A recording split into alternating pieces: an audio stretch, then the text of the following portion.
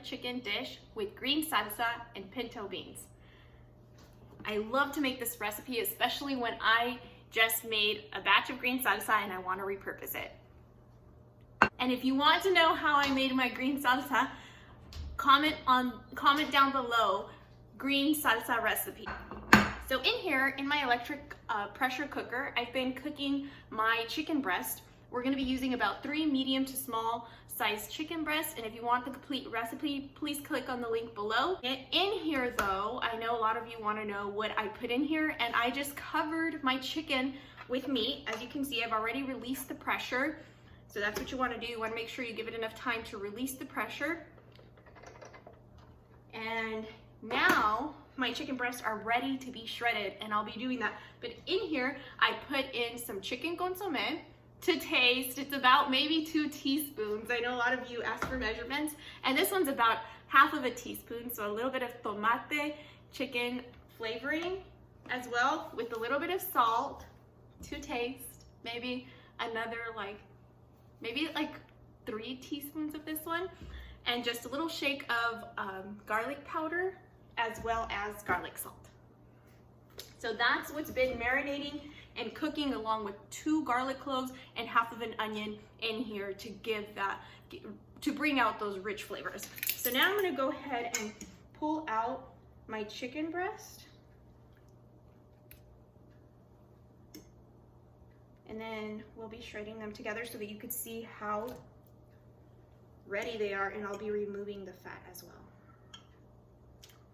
See, they're falling apart. They're so delicious.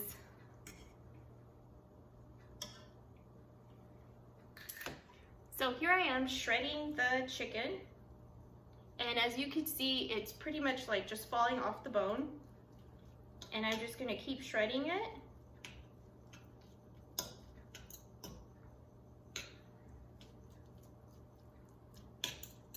And then I'm gonna set this aside, and I'll finish shredding it on my own.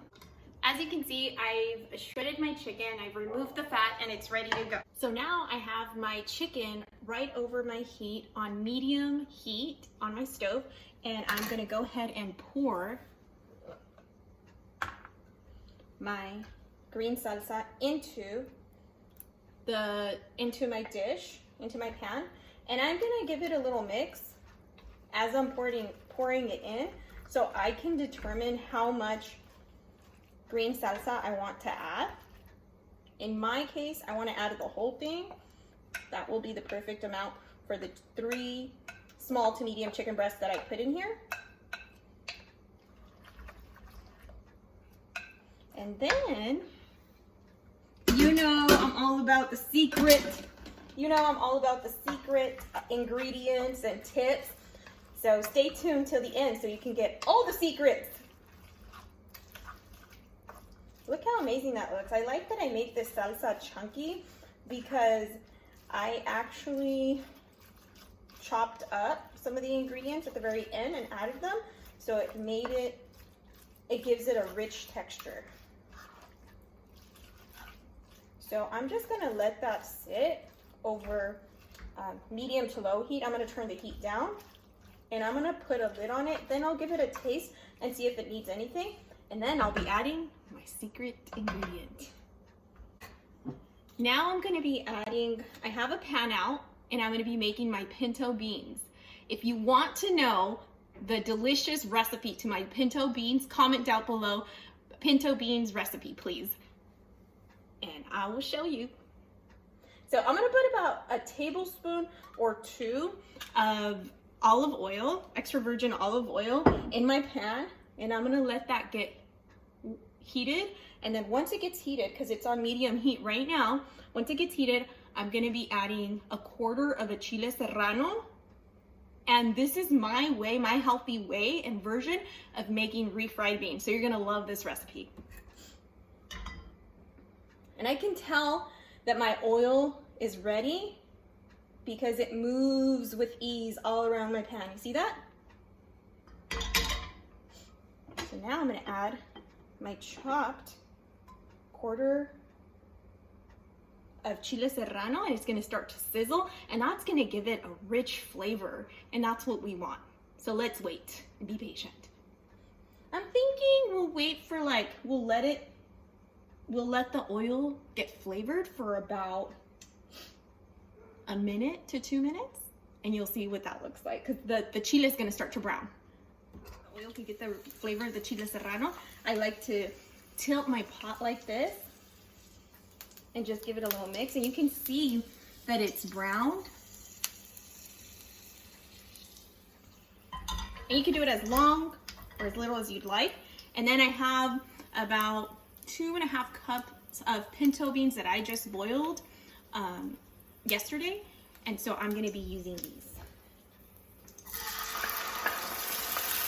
And this is a great alternative to using lard, and it tastes amazing. And it's over medium heat right now. So I ended up using my bean masher and giving it for a richer texture. Here for about 3 minutes. I'm gonna let it sit for an additional 2 to 3 minutes. So welcome back. Here is our chicken, and our chicken has been cooking with the salsa, and I gave it a taste, and it tastes amazing already. But my secret ingredient is, I measured it for all of those of you who love measurements. It's 3 tablespoons of our chicken consomme that I saved. So I'm gonna add that in there, and to that, I'm also gonna add a little bit more of chicken consomme. So that's why I didn't add too much when it was boiling, because I could always add a little bit more here. And I'm just gonna add a sprinkle of salt.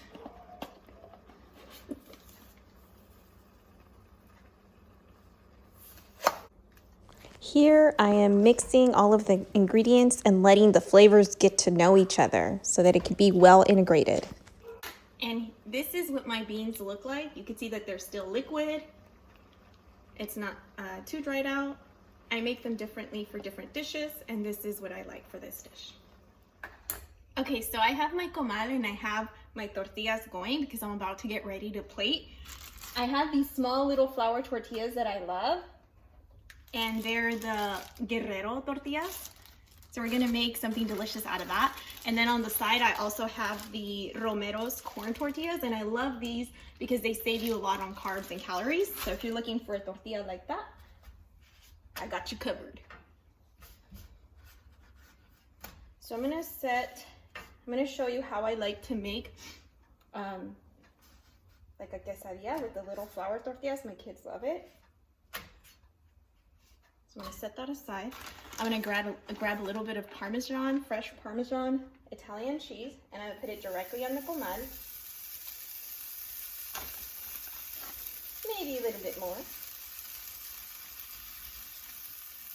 I'm gonna grab my tortilla, put it right over the cheese. And put my comal on low heat. And once it's melted, it melts pretty quickly. I'm gonna get my spatula, flip it over, put it on my plate with the cheese, and then I'm gonna finish plating. See, I added a little bit of beans. And if I really wanted to, I can do it on both sides of the tortilla with the cheese technique. So it's up to you how much cheese you want. Now I'm gonna plate the other tortilla.